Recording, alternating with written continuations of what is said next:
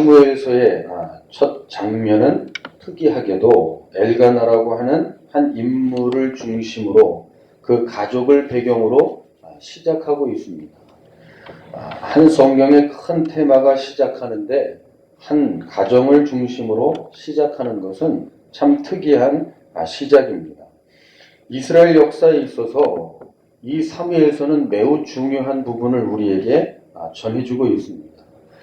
이스라엘이라고 하는 나라가 통일된 왕국으로 형성되는 과정, 그리고 다윗 왕국이 번성하는 그 과정의 내용이 바로 이 사무엘 상하에 기록되어져 있는 내용입니다. 그런데 그런 것을 생각할 때 특이하게 엘가나라고 하는 이 한 남자의 가정을 중심으로 이 성경이 시작되고 있다는 사실입니다. 이것이 특이한 것입니다. 한 사람이 있었다라는 것으로 히브리 성경은 시작하고 있습니다. 이 엘가나라고 하는 사람에 대한 내용을 오늘 성경 말씀에 보면 그 사람이 어디 출신이냐?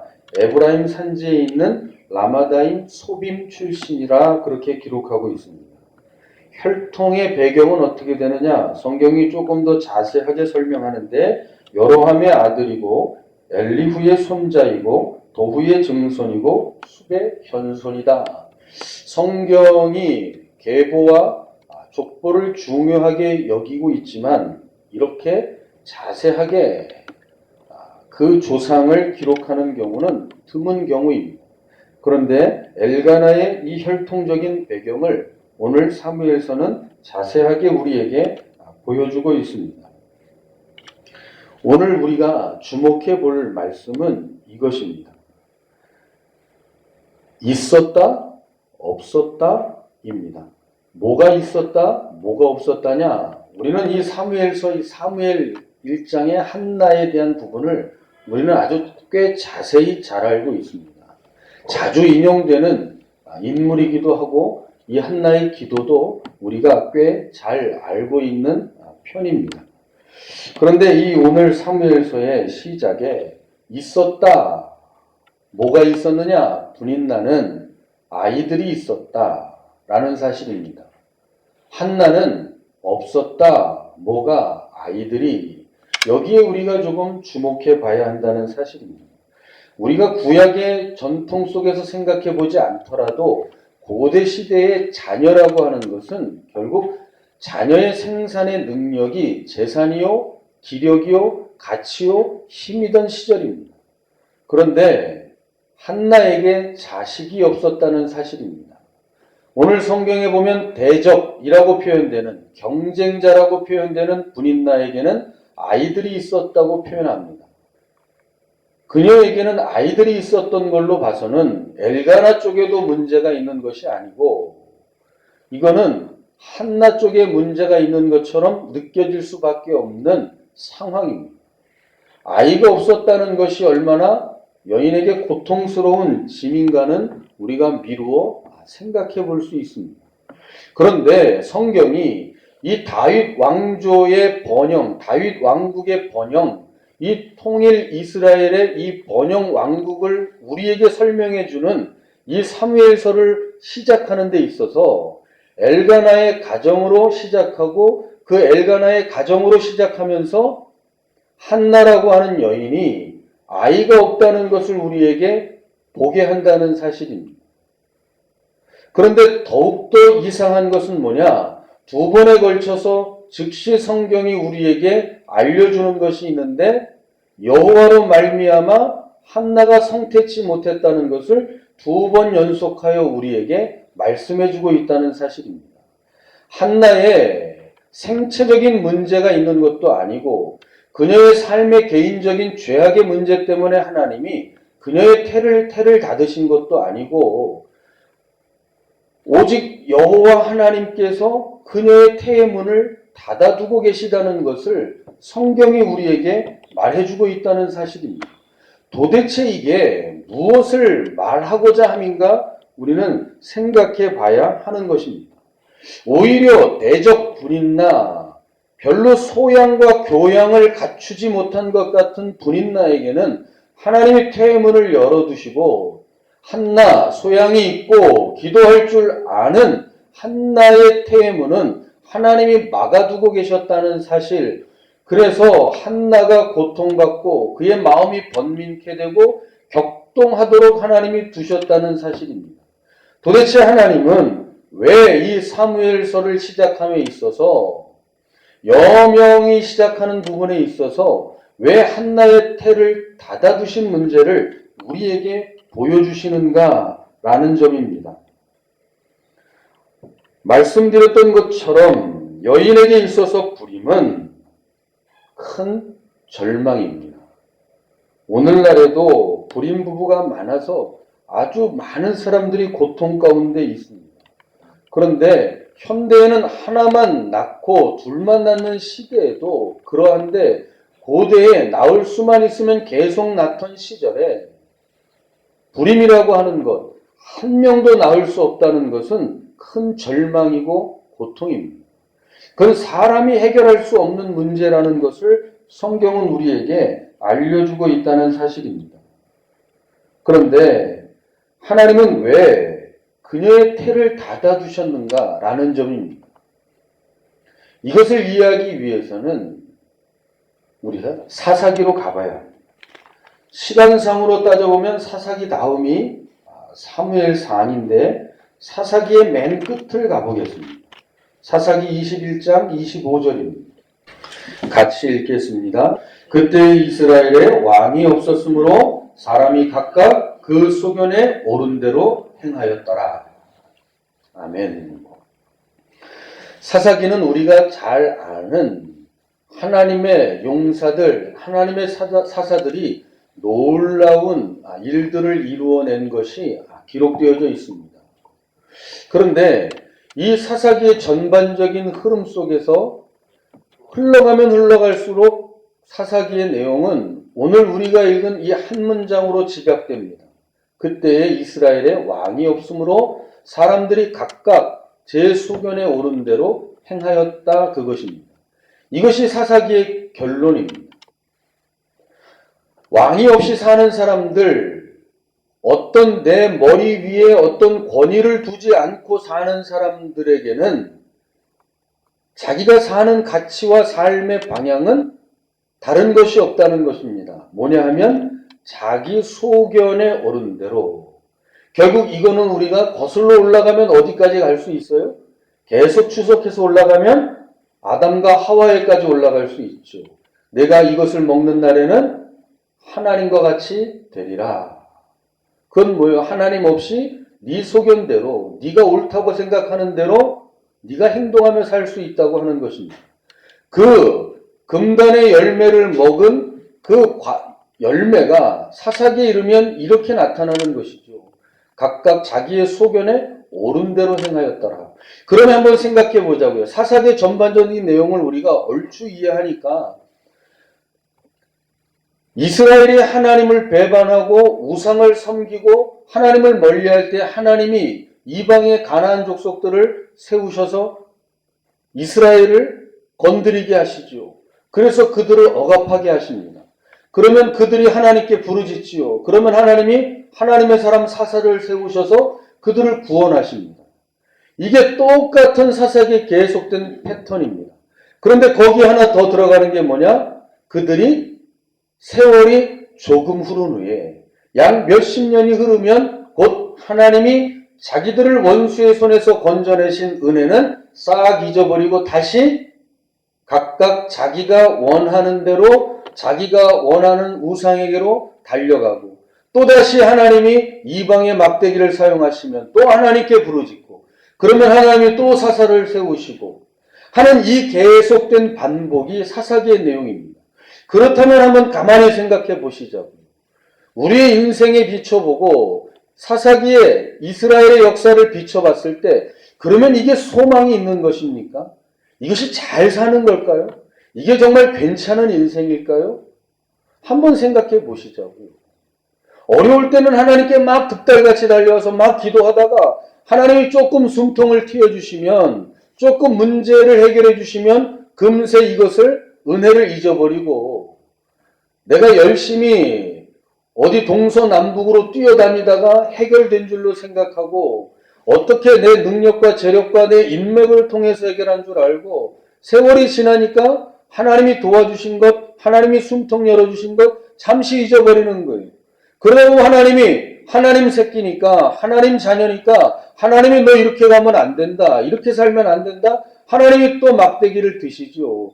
그러면 또 죽겠다고 또 아우성 냅니다. 그럼 하나님 살려달라고 잘못했다고 이번엔 진짜라고 그럼 하나님이 또 하나님 자식이니까 그래 알면서도 속는다 그러면서 하나님이 또 도우십니다. 또 숨통을 여시지요. 또 길을 열어주십니다. 피할 길을 주십니다. 해결책을 주시지요. 그러면 또 그거 날름 받아먹고 단물 쭉 빨아먹고 또 금세 뒤돌아서 잊어버립니다. 그럼 하나님이 너는 내 새끼니까 넌 마귀 자식 아니니까 너는 약속의 자식이니까 하나님이 또 매를 드시지요. 그러면 또 금세 죽겠다고 하나님 너무한다고 하나님이 아버지가 맞냐고 나 다리 밑에서 주워온 거 아니냐고 또 아우성 칩니다. 그럼 하나님이 또 속는 셈 치고 또 도와주십니다. 그러면 또 금세 잊어버리죠. 그러면 생각해 보시자고요. 그러면 이게 괜찮은 인생입니까? 아니면 이거 답이 안 나오는 인생입니까? 이거 소망이 있는 인생입니까? 소망이 없는 인생입니까? 한번 잘 생각해 보시자고요. 결국 그 반복 속에 사사기의 결말은 그거예요. 그때의 왕이 없으므로 그건 왕국을 이룬 곳에 최고의 권세가인 왕을 의미하는 것뿐만 아니라 결국 그건 사람이 사는데 자기 머리 위에 최고의 권위인 하나님을 인정하고 살지 아니할 때에 각각 자기의 소견에 오른 대로 살아갈 수밖에 없다. 그건 뭐라? 그걸 사무엘서는 그걸 가져다가 뭘로 보여주느냐? 성령은 그걸 가져다가 우리에게 뭘로 보여주시냐? 한나의 잉태하지 못함으로 보여주시는 거예요. 생명의 기관이 생명의 역할을 하지 못하고 태가 닫혀있는 것으로 우리에게 하나님이 보여주시는 겁니다. 그게 누구의 상태냐? 사사기의 이스라엘의 상태라는 것을 보여주시는 거예요. 사사가 번쩍하여 그들을 도와 원수들의 대적의 손에서 벗어나게 할 때는 괜찮은 것 같다가 그러나 다시 잠깐 괜찮았다가 또 오랜 기간을 묶여있는 그것을 반복하는 이스라엘. 산 것 같으나 생명을 잉태하지 못하는 이스라엘을 한나라고 하는 그 여인을 통해서 하나님이 보여주시는 것입니다. 그런 엘가나라고 하는 그 한 가정을 하나님이 택하셔서 그 가정에 또 한 여인 한나를 택하셔서 만약에 분인나도 잉태하지 못했고 한나도 잉태하지 못했다면 이건 사람의 생체의 기관에 문제가 있는 것이라 생각할 수 있겠지만 한나가 잉태하지 못함으로 말미암아 이것은 바로 이스라엘이 하나님에게 닫혀 있다는 것을 하나님에게 열려 있지 못하다는 것을 약속으로 잉태되고 약속으로 태어날 수 없는 이스라엘의 상황이라는 것을 하나님이 보여주시는 것입니다. 그래서 한나라고 하는 여인이 그런 고통 속에 그녀의 삶을 살 수밖에 없었던 것입니다. 룻기를 보면요. 사사기 뒤가 룻기잖아요. 이 룻기도 사사시대에 기록된 내용이에요. 그러면 보세요. 어떤 일이 벌어지고 있는가? 룻기 1장 1절 제가 읽을게요. 사사들이 치리하던 때에 그 땅에 흉년이 드니라. 유다 베들레헴이 한 사람이 그 아내와 두 아들을 데리고 모압 지방에 가서 우거하였는데 유다 베들레헴 사람이 그 아내 두 아들을 데리고 모압 지방에 가서 우거했대요. 그 사람의 이름은 엘리멜렉이요 그 아내의 이름은 나오미요 그 두 아들의 이름은 말론과 기륜이니 유다 베들레헴 에브라 사람이더라. 그들이 모압 지방에 들어가서 거기 유하더니 하나님이 약속하신 약속의 땅을 떠나서 뭐 했다고요? 모압 지방으로 이사를 간 거예요. 이건 무슨 간석동에서 구월동으로 이사가는 정도가 아니라 이거는 하나님의 약속의 땅에서 이방의 땅으로 터전을 옮겨가는 거예요. 뿌리채 뽑아가는 거예요. 이건 누가 허락한 거예요? 이건 누구 생각이에요? 이거는 사람의 생각인 거예요. 야, 이거 이제 더 이상 베들레헴에서 이거 가뭄이고 뭐고 너무 어렵고 살기 힘들다. 야, 이민 가자. 그래서 이민을 가버린 거예요. 이방의 땅으로. 이게 바로 사사시대의 현실인 것입니다. 하나님에게 막혀있는 현실인 거죠. 그러니까 생각해보면 이런 거예요. 우리가 하나님과 막혀서 어려운데, 왜 막혔느냐? 우리가 하나님보다 더 권위 있게 생각하는 내 소견에 묶여서 하나님과 막혔는데, 우리 생각은 뭐냐? 아이고, 여기는 풍수지리로 볼 때는 여기는 길하지가 않아. 여기는 흉해. 여기는 우리의 삶의 터전이 되지를 않아. 그러니 터전을 뽑아다가 어디다? 다른 데 옮깁시다. 옮기는 거예요. 그럼 옮기면 해결이 되냐고요. 룻기를 보니까 옮기니까 어떤 일이 벌어진 거예요? 두 아들도 죽고 남편도 죽었어요. 시어머니와 두 자부만 남았습니다. 하나님과 막히고 하나님과 다쳤는데 이것을 생각하지 못하고 도리어 우리의 삶의 환경을 바꿔보면 뭔가 달라질 것이라고 생각한다는 거예요. 그러니까 우리의 환경을 바꾸는 건 아주 조금 바뀐다는 거예요. 우리가 신앙생활을 하는데, 우리가 지금 여기에서 생활하는데 불편한 게 한두 가지겠어요? 화장실도 불편하지요. 별별 게 다 불편하지요. 그럼 불편하면 여기 못 오는 거예요. 그런데 생각해 보자고요. 이 불편한 걸 내가 그럼 화장실도 좀 더 좋게 하고, 그리고 화장실을 더 낫게 만들고, 주방을 좀 더 낫게 만들고, 그러면 우리가 원하는 환경을 바꾼다면 우리의 신앙이 좋아질까요? 우리는 그렇게 생각한다는 거예요. 우리의 삶이 윤택해지고 우리의 신앙이 좋아지는 건 환경을 조금, 아니 많이 바꾼다면 나아질 것이라고 생각하는데, 그거는 우리의 신앙의 변화에 0.00001%도 영향을 미치지 못한다는 거예요. 화장실이 불편해서 신앙이 나쁜 게 아니라는 거예요. 우리의 신앙의 생활하는 공간이, 예배의 터전이 좁기 때문에 신앙이 좋지 않다는 게 아니에요. 내가 사는 집의 환경이 그렇기 때문에 우리의 신앙이 안 자라는 게 아니라는 거예요. 그런데 우리는 자꾸 거기에 창념을 하고 그걸 바꾸고 그거를 뽑아내서 다른 데로 터전을 옮기면 그게 우리에게 더 유익이 될 것이라 생각한다는 거예요. 그런데 하나님이 우리에게 주시는 메시지는 뭐냐? 불임이라는 거예요. 생명을 낳아야 하는 존재가 생명을 낳지 못하는 거예요. 그게 바로 이스라엘의 현실, 그리고 오늘을 사는 많은 그리스도인들의 현실이라는 것을 우리에게 보여주시는 것입니다. 이건 그러므로 뭐예요? 절망입니다. 절망이에요. 왜? 우리가 해결할 수 있는 부분이 아니기 때문입니다. 한나가 해결할 수 있는 부분도 아니고 엘가나가 해결할 수 있는 부분도 아니에요. 그러니까 엘가나가 기껏해야 할 수 있는 게 뭐예요? 제사를 드리러 예루살렘에 올라갈 때 분인나와 그 자녀들에게 제물을 주고, 자녀가 없는 한나에게 엘가나가 기껏 해줄 수 있는 건 뭐예요? 분인나와 자녀들에게 준 것의 2배를 주는 것 외에는 할 수 있는 게 아무것도 없는 거예요. 그게 인생이 할 수 있는 게 다예요. 그런데 그 2배를 받은 한나는 그 마음이 평안해지고 그 마음이 해결돼요? 자녀 없음이 해결되지 않아요. 그럼 분인나는요? 분인나대로 짜증이 나지요. 분인나가 악당이에요? 아니에요. 엘가나가 부채질을 하는 거예요. 왜? 오늘 성경 말씀 보니까 왜 한나에게 2배를 주었느냐? 성경이 뭐라 기록하느냐? 한나를 사랑하였기 때문이라. 분인나도 어떻게 보면 피해자예요. 가해자이면서 피해자예요. 한나도 마찬가지죠. 인생은 다 그렇게 얽히고 설켰다니까요.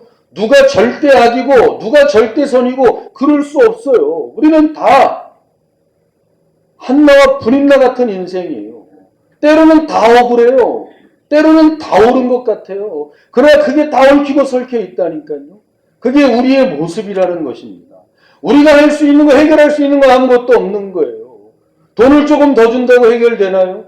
집의 평수를 조금 더 늘린다고 해결이 되나요? 아예 이사를 가버린다고 해결이 되나요? 아니 직업을 바꾼다고 해결이 되겠나요? 아무것도 우리에게는 해결될 수 있는 것이 아무것도 없다는 것입니다. 그게 이스라엘의 상황, 꽉꽉 막힌 상황, 어찌 보면 우리의 현실과도 정확하게 맞아떨어지는 그런 상황이라는 것입니다. 결국 모든 것은 인본주의로 흘러갈 수밖에 없어요. 사람을 위주로. 왜 그렇게 하셨습니까? 내가 생각할 때는 그렇게 하는 게 가장 좋을 것 같아서. 그거 왜 그렇게 하셨습니까? 그때는 그렇게 하는 게 맞는 것 같아서 그렇게 했습니다. 묻지도 않습니다. 하나님께 따지지도 않습니다. 그냥 그게 내 생각에는 옳은 것 같아서요. 그게 최상의 선택인 것 같아서요. 그런데 제가 말씀드리지만 그건 시간이 지난 다음에 뭐예요? 100번 후회한다는 사실입니다. 100번 후회한다는 사실입니다. 왜요? 그건 하나님께로부터 나온 것이 아니기 때문입니다. 그건 당장 알 수 있는 것은 몇 개 되지 않습니다. 오랜 세월이 흘러야 깨닫게 되는 것이 더 많다는 사실입니다. 30년 전에 그렇게 했던 거 이제야 깨닫게 되는 게 많다는 사실입니다. 50년 전에 그렇게 했던 거 이제야 어렴풋하게 깨닫는 것이 많다는 것입니다. 그때 첫 단추를 잘못 꼈다는 것을, 그때 첫 발을 잘못 내딛었다는 것을 이제 와서야 알게 되는 경우가 허다하게 많이 있다는 사실입니다. 어지럽고 혼탁한 시대의 한나, 그가 생명을 잉태하지 못함을 통해서 하나님은 이스라엘과 오늘을 사는 우리에게 보여주기를 원하십니다. 잠깐 빛났다가 또 깜깜한 어둠이 오는 계속 그것이 반복되는 인생이 좋은 인생이 아니라는 것을, 그것이 행복하고 아름다운 인생이 아니라는 것을, 도리어 그건 뭐예요? 절망입니다. 그걸 통해서 깨닫는 건 뭐예요? 모세가 깨달았듯이 우리의 평생에 하나님, 날마다 하나님을 뭐하게 만드는 것밖에 없느냐? 하나님의 코에서 불이 나오게 하는 것밖에는 하는 일이 없다는 거예요. 날마다 하나님의 진노를 쌓아가는 것밖에. 사람을 보면서 계속 느끼는 게 뭐예요? 안 된다는 거예요. 안 된다는 거예요.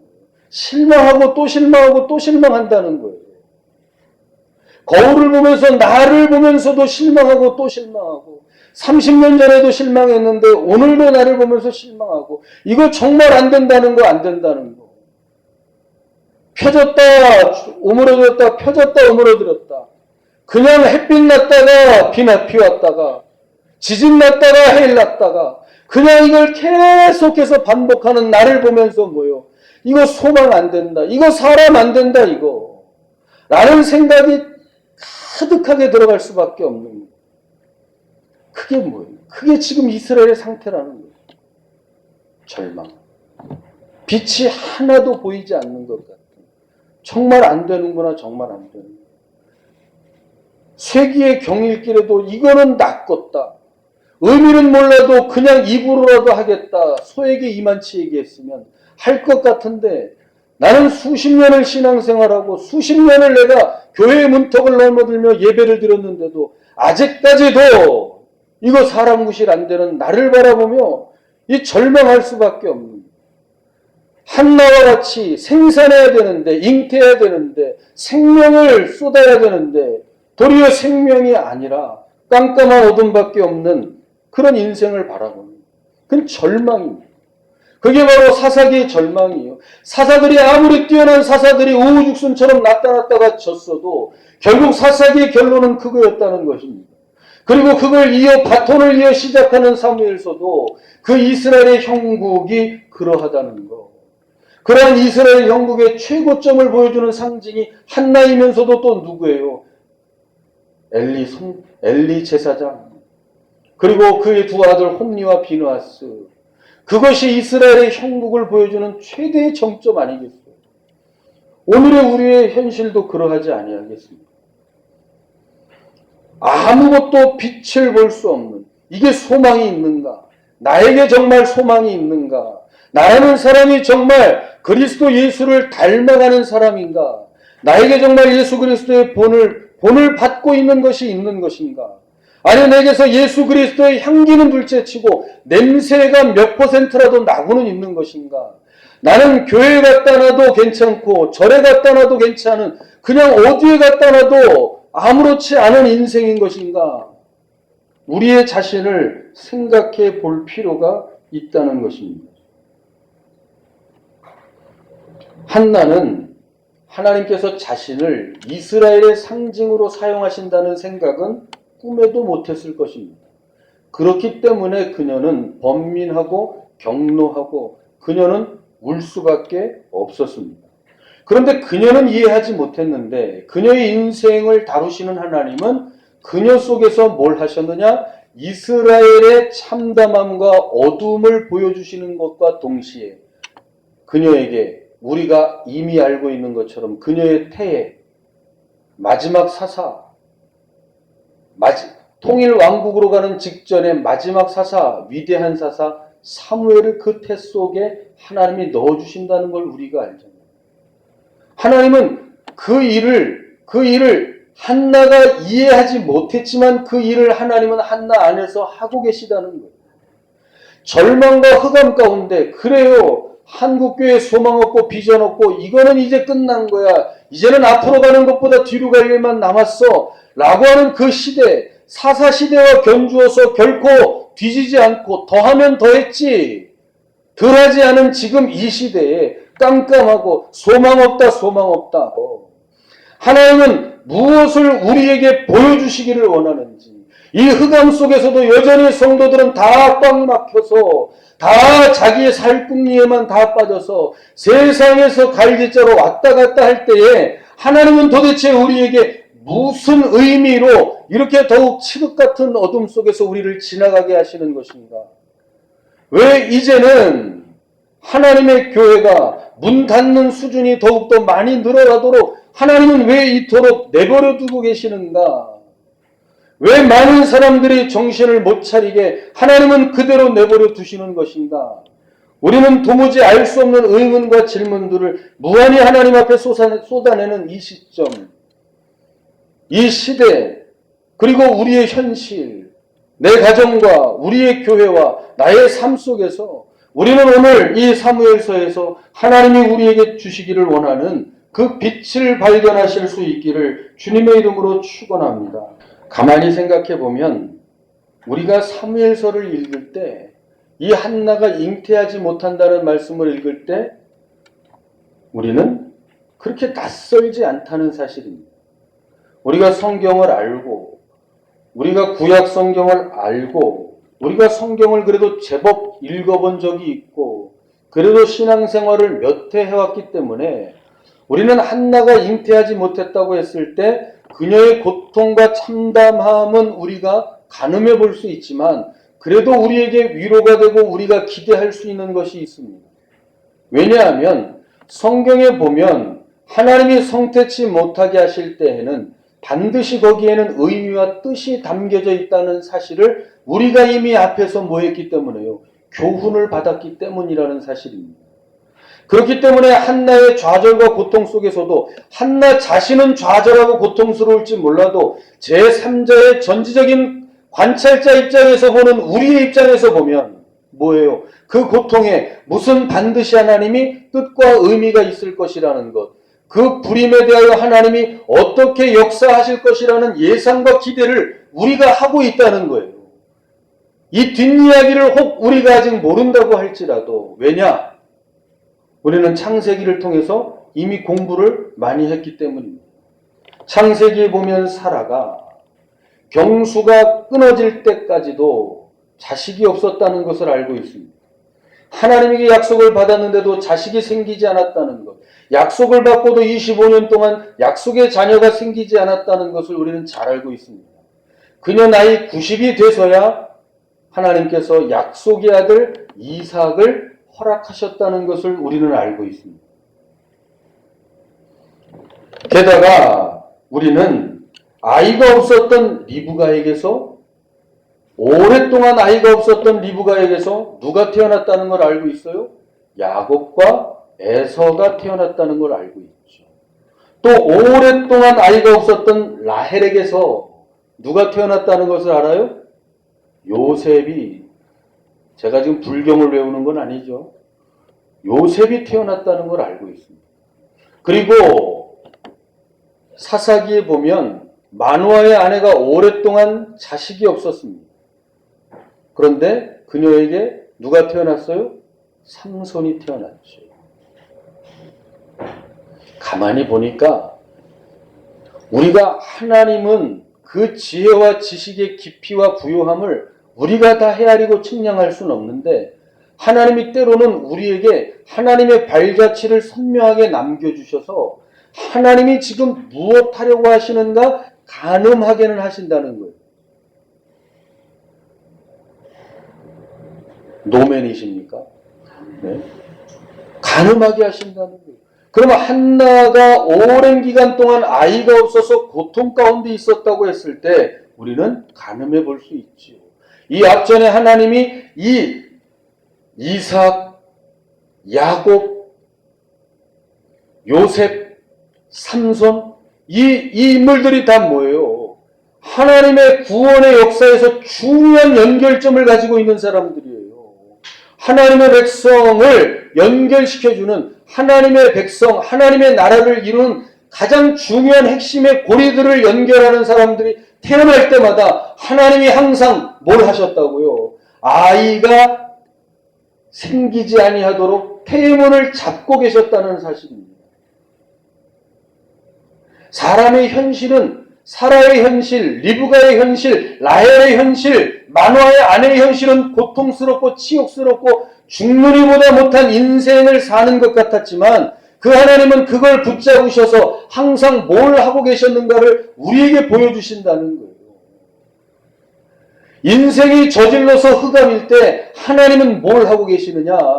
빛이 있으라 하심에 빛이 있었고 하나님은 그 일을 이루어 가시는 것을 우리에게 보여주신다는 거예요. 그게 바로 한나를 읽으면서 이 한나의 잉태하지 못함을 보면서 우리가 읽어낼 수 있는 거야 되는 거예요. 읽어내야죠. 사람은 소망이 없어요. 사람이 꽃보다 아름다워요? 아니에요. 사람은 꽃보다 아름답지 않아요. 우리는 정말 벌레만도 못할 때가 많아요. 정말 우리는 짐승 같을 때가 많다고요. 이렇게 얘기하는 저는 사람 아닌가요? 그럼 저도 짐승 되고 저도 벌레 되는 거잖아요. 그런데 그럴 수밖에 없는 거예요. 어둠이고 절망이고 아무것도 제대로 이루고 성취해내는 것이 없습니다. 그래도 서로 제각각 자기 잘났다고 아웅다웅하고 당짓고 시기하고 질투하고 싸우고 분내고 성내고 천국을 받기에 합당하지 못한 자로서의 삶만 채워가는 게 우리의 모습이라고요. 그런데 그때 하나님이 뭘 하시느냐? 하나님은 여전히 하나님의 구속을 위하여 하나님의 구원과 하나님의 나라와 의를 위하여 오늘도 여전히 불철주야 일하고 계시는 하나님이심을 우리에게 보여주신다는 거예요. 그걸 봐야 한다는 거예요. 그 시작을 하나님이 한나를 통해서 우리에게 보여주시는 거예요. 너희들은 애써 잉태하지 못하는 삶을 살지만 내가 어떻게 그 태문을 창조로 새 창조로 내가 능력으로 새 역사로 이루어가는가를 하나님이 보여주시는 거예요. 다윗 왕국의 번성함까지 하나님이 어떻게 인도하고 계시는가를 사무엘서를 통하여 우리에게 보여주시는 거죠. 그러니까 오늘의 현실에 소망 없음에도 우리가 힘들고 어렵고 울면서도 나를 보면서도 좌절하면서도 우리가 낙심하지 아니하고 낭망하지 아니하는 것은 아예 쓰러지고 포기하지 아니하는 것은 무엇이에요?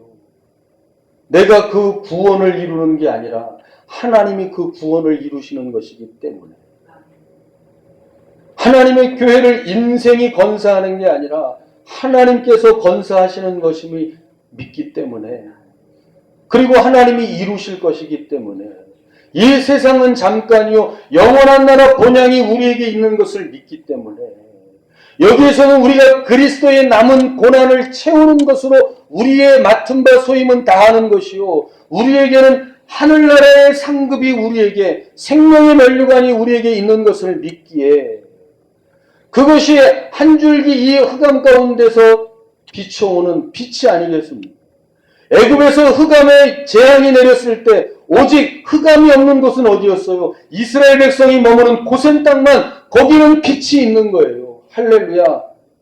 하나님의 백성의 땅에만 그들의 머무는 땅에만 빛이 있었단 말이에요. 이 역사가 이게 사람이 행하는 역사가 아니라 하나님이 이루시는 역사라는 거예요. 그걸 보라는 거예요. 그걸. 뭘 뽑아서 네가 상황을 바꾸고 네가 무슨 환경을 바꾸고 그래서 무엇을 해보고 무엇을 누리고 무엇을 이루어볼까가 아니라 모압 땅으로 가보는 게 아니라 하나님과의 막힌 부분 속에서 내가 어디에서 멀어졌는지 내가 어디에서 떨어졌는지 그거를 생각하고 그거를 기억하고 그것이 하나님이 오늘 우리에게 주시는 말씀인 줄 믿으시기를 축원합니다. 은혜가 은혜되게 하시기를 축원합니다. 금세 잊어버리고 제 갈 길로 가시는 인생이 아니라 모든 인생의 막힘, 생명의 역사가 막히는 모든 것들에는 인생에게 해결점이 없다는 것, 오로지 하나님을 찾아야 한다는 것, 그것밖에는 없습니다. 이게 새로운 건가요? 아닙니다. 이거는 태초부터 지금까지 하나님의 사람들이 한 말이죠.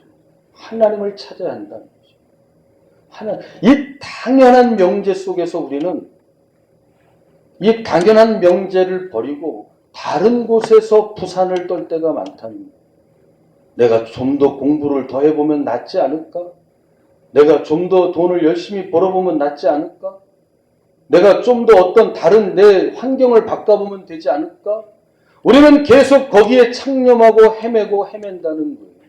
그래서 돌고 돌아서 보면 다 그게 부질없고 하나님을 찾는 것이 지름길이며 하나님을 찾는 것이 정도임을 다시 또 깨닫죠.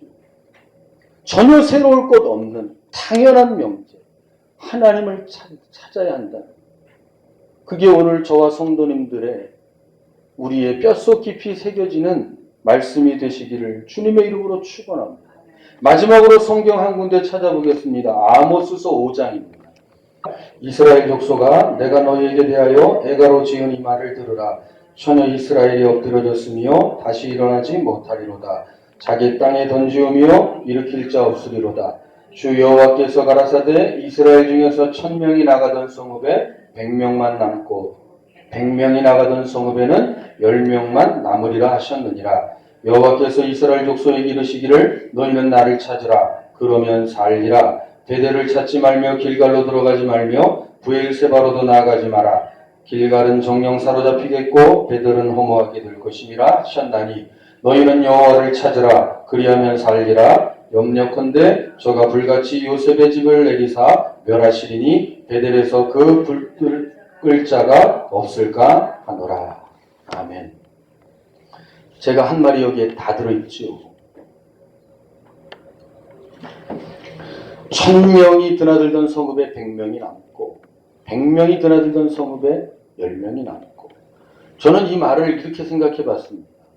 1000명이 드나들던 교회에 100명이 남고 100명이 드나들던 교회에 10명이 남고 그런데 사람들은 어디로 해요? 길갈로 가고 지역 어디로 옮기는 것에 더 베델로 가면 괜찮을까? 길갈로 가면 괜찮을까? 라고 하는 것으로 전전긍긍하는데 그거는 아무짝에도 쓸모없다. 거기도 소용이 없다. 거기도 하나님이 불같이 임하시는 것을 피할 수 없다. 너희는 뭐하라? 나를 찾으라. 그러면 살리라. 인생의 곤경과 어려움이 오면 어디로 튀시겠어요? 그런데 자꾸 우리는 하나님을 찾고 그에게로 피하고 그의 도움의 손길을 기대하는 것이 아니라 우리의 인생에 엉뚱한 것을 바라고 엉뚱한 것을 구할 때가 너무나도 많이 있다는 사실입니다. 오늘 우리의 현실 속에 우리는 창조의 능력을 발휘하시는 하나님을 바라보시기를 소망합니다. 하나님만을 구하시기를 소망합니다. 그게 사는 게 사는 건 줄로 믿습니다.